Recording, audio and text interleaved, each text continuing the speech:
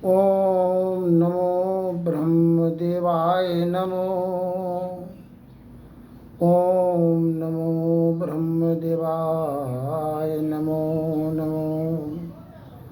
ओम आदिशक्ति माँ सरस्वती नमो नारायणी नमो नारायणी नमस्तुते। विघ्न विनाशनि संकट तारिणी नमो नारायणी नमस्तुते।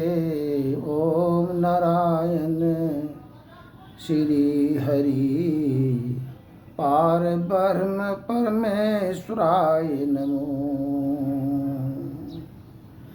विघ्न हरिये प्रभु संकट मोचन पवन दूत हनुमान देवाय नमो नमो। सकल पदार्थ यही जग माही करमहीन नर पावत नाही। करमहीन सागर गए जहाँ हीरा के खान। कर पसारे घोंघा मिले देखो करम की बान। ब्रह्मा जी जब संसार की रचना किए, सभी मानव नर नारी सभी का जीवन को उत्पन्न किए धरती धरातल पर, ये रंगमंच की शोभा बढ़ाने के लिए, तो आपसी रंजिश कलह विघ्न के द्वारा आपस में लड़ने झगड़ने लगे। विवाद कलह बरसना प्रारंभ हुआ। ब्रह्मा जी इसके निवारण समाधान के लिए अति व्यग्र हो गए। कोई सामान बनाइए खाने का वस्तु, खराब अगर हो जाए तो व्यर्थ हो जाता है। कोई मकान बनाइए, चाहे किसी का कोख में बाल बच्चा अगर निर्बल दुर्बल रोग ग्रसित अगर जन्म ले लेता है तो माता पिता को अति दुख होता है। सुंदर भी अगर है पुत्र पुत्री, अगर आपसी रंजिश कलह विघ्न में व्यतीत जीवन करते हैं, इसमें भी माता पिता को दुख होता है। ठीक इसी प्रकार ब्रह्मा जी को आंख से आंसू की धारा बह गया, समुद्र में गिरा आंसू। उससे नवयुवती युवा जवान प्रकट हुई। अब प्रकट हुई तो वह वन में सैर करने लगी।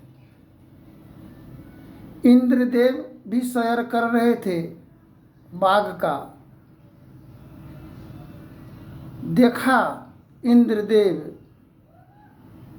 कि यह तो नवयुवती अति सुंदर मनमोहक सुंदर रूप है, इससे अगर मेरा संबंध होता तो अति उत्तम होता। इंद्रदेव उनका पीछा करने लगे। पीछा करते हुए हाथ को पकड़ ली कलाई को और अपना निवेदन व्यक्त किए कि तुम हमसे संबंध बनाओ। बोली नवयुवती, हम संबंध के संबंध में नहीं जानते हैं यह क्या होता है। भयभीत हो गई। बलपूर्वक इंद्रदेव उससे संबंध स्थापना कायम किए, जिसके द्वारा बाली का जन्म हुआ। और बाली को गोद में लेकर के माता अति व्याकुल व्यग्र और परेशान में जीवन व्यतीत करने लगी। संत महापुरुषों की आश्रम समीप में गई और पूछे, महानुभाव, मेरा यह जीवन में विघ्न और परेशानी कलह तूफान जो बरस रहा है, बेचैन मन की शांति कैसे प्राप्त होगा?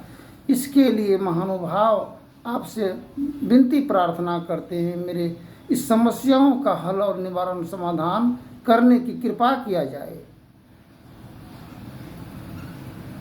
महापुरुष संत कहे कि देखो पुत्री, यह तो प्रेम संबंध से निकला हुआ यह तूफान है।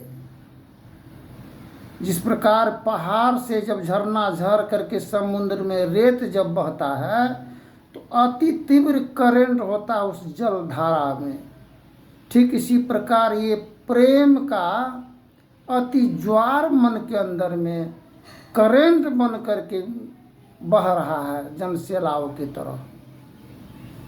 इसका निवारण समाधान, जाओ सूर्य देव की आराधना विनती प्रार्थना करो। सूर्य देव प्रकट हुए, बोला अति प्रसन्न हुए तुम्हारे इस विनती प्रार्थना से, मांगो क्या मांगती हो। बोला यह मेरा मांग है, मेरे मन की चंचलता और व्यग्रता और परेशानी को हल करने के लिए मेरा, ताकि मन शांत निर्मल हो। बोला इसके लिए यह ज्वार, यह प्रेम के द्वारा जबरन होने के कारण, मन में एकता नहीं होने के कारण यह तूफान है। यह मिटेगा तो प्रेम से ही मिटेगा। बोला इसके लिए क्या करना होगा। बोला इसके लिए संबंध बनाना होगा प्रेम का। जहाँ दो दिल मिल जाए उसी को संबंध कहते हैं। रजामंदी जहाँ मिल जाए उसी को संबंध कहते हैं। जहाँ बेकरारी, बेबसी और जुल्म हो उसे संबंध नहीं कहते हैं, उसे हैवानियत कहते हैं, जुल्म कहते हैं। हत्यारा को धर्मी कहेंगे तो कसाई किसे कहेंगे। मांस मछली खाने से मनुष्य दयाहीन तथा कठोर आत्मा हो जाता है। उससे सूर्यदेव से जो जन्म लिया पुत्र, उसका नाम रखा गया सुग्रीव। बाली तो अति बलशाली और क्रोधी थे वह, किंतु सुग्रीव शांत भाव के थे। अति निर्मल विचार था सुग्रीव का। ठीक इसी प्रकार आदि इत्यादि नशाओं के सेवन के द्वारा पत्नी को प्रताड़ना दिया जाए, धर्मपत्नी को, और मन मर्जी के खिलाफ संबंध अगर बनाया जाए, अपना ही पत्नी क्यों नहीं है, उससे जो पुत्र जन्म होता है वह हठी और क्रोधी और विरोधी अभिमानी होता है, और माताओं के अरमान को जो कुचलते हैं पिता, उसकी मन की भावनाओं को कदर नहीं करते हैं। इसके द्वारा माता तथा पुत्र शिशु जन्म होता है, वही पुत्र अत्याचारी जुल्म करने वाले होते हैं, जो किसी का बात को नहीं मानता है तथा माता ही पिता पर प्रहार बरसाना पर प्रारंभ करते हैं। जो सुकृत विचार के द्वारा, हर्ष खुशी के द्वारा जो पुत्र जन्म होता है वो श्रीमान और सज्जन कहते हैं। जो माता पति का कद्र करती है, अदब करती है, और पति अपने पत्नी का जो कद्र करते हैं, अपने हृदय से नाता जिसका प्रेम का श्रद्धा सहानुभूति है, उससे पुत्र बहुत गुणवान और ज्ञानवान उत्पन्न होता है, जन्म होता है। जो संसार में नाम को रोशन करते हैं, जो हेमान होता है वही शोषण करते हैं, कुल वंश को नाश करते हैं तथा कलंक लगाने में वह पीछे नहीं हटते हैं। माता पिता को भी कलंकित करके रख देता है। बाल बच्चों को जीवन भी दुश्वार होता है जीना।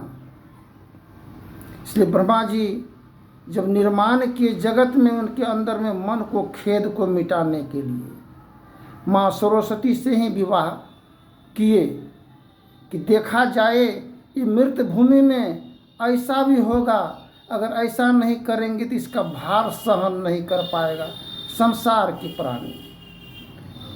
सभी देवगण में यह विचार हुआ कि यह अनुचित कार्य किए हैं ब्रह्मा जी, जो निर्माता हैं, सृजन का आहार हैं, वह स्वयं गलत किए हैं, तो संसार में इसका असर क्या पड़ेगा।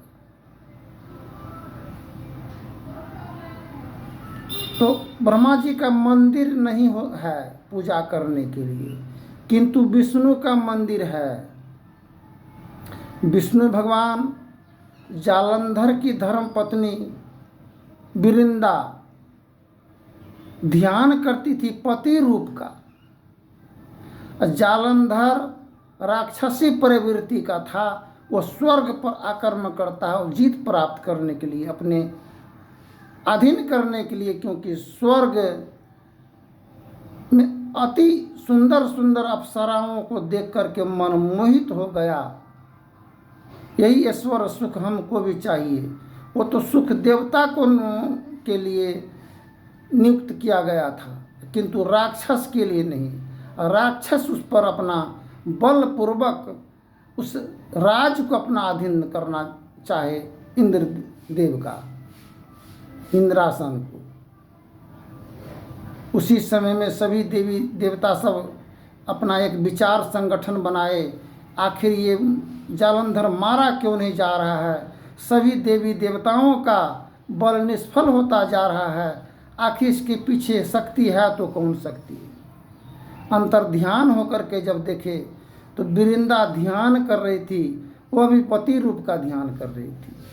आज हम लोग राम का ध्यान करते हैं, कृष्ण का करते हैं, गुरु का करते हैं, किंतु पति का ध्यान नहीं करते। पति का ध्यान नहीं करेंगे तो शक्ति कहाँ से प्राप्त पति को होगा।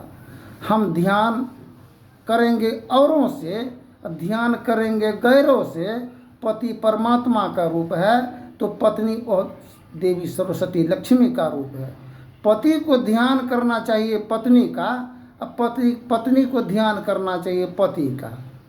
वो करता है बाबा भोलेनाथ का, ये करती है दुर्गा काली का, एवं प्रकार से।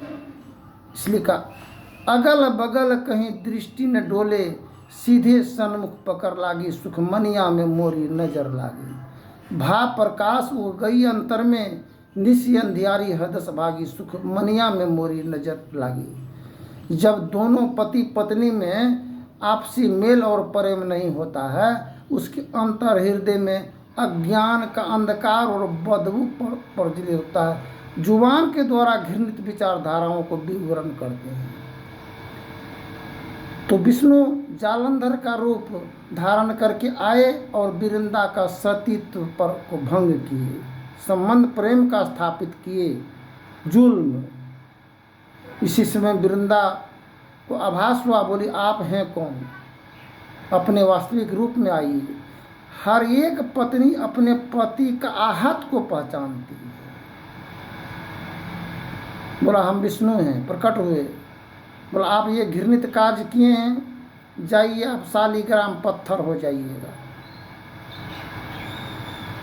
भगवान विष्णु श्राप दिया, देखो बिरिंदा हम घृणित कार्य नहीं किए हैं।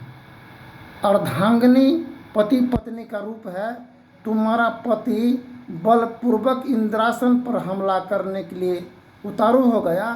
तुम कैसी पत्नी हो जो अपने पति को बस में नहीं कर सकी। इसलिए इसका दोषी आधा पाप का भागीदार तुम हो, हम नहीं। इसलिए जाओ, हम तुमको श्राप देते हैं, जाओ, मैला गंदगी में ही तुम्हारा जन्म होगा। दोनों में आपसी विचार हुआ। क्षमा मांगी बिरिंदा भगवान विष्णु से। तब बोला ठीक है, जाओ, तुम्हारा भी पूजा पाठ सारे ही पत्ता का तुम्हारा प्रयोग और देवता का वास होगा। इसलिए तुलसी के जड़ में एक छोटा पत्थर रखते हैं, वो विष्णु का प्रतीक है।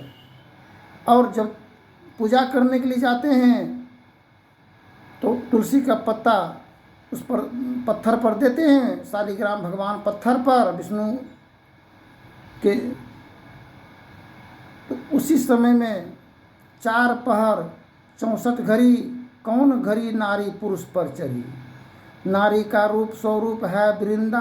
तुलसी का पत्ता जब विष्णु के पर चढ़ाया जाता है, उसी समय में वो पत्ता विष्णु पुरुष हैं उस पर चढ़ता है। इसी को पूजा हम लोग मानते हैं।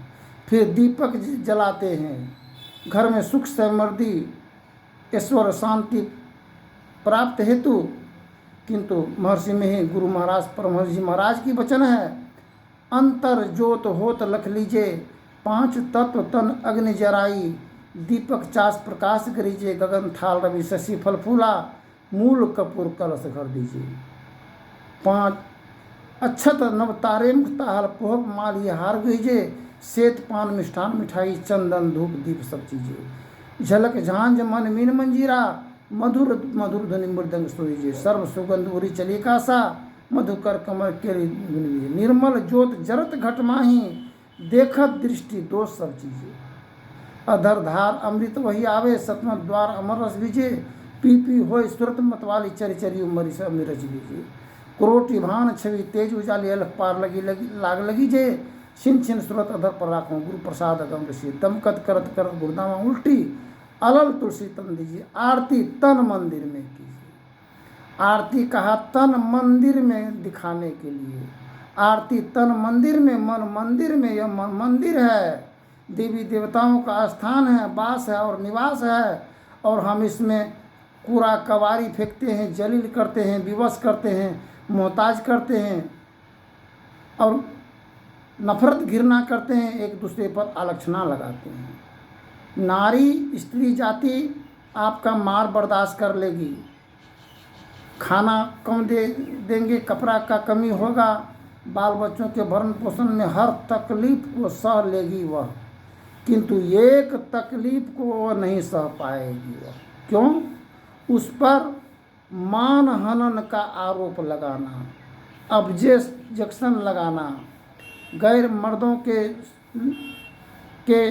पर आरोपित करना, चाहे सासू हो, चाहे ससुर हो, चाहे देवर हो। यह कुल मर्यादा का उल्लंघन केवल अपने पत्नी का ही नहीं, आपका वह मर्यादा का उल्लंघन आपका ही हो रहा है।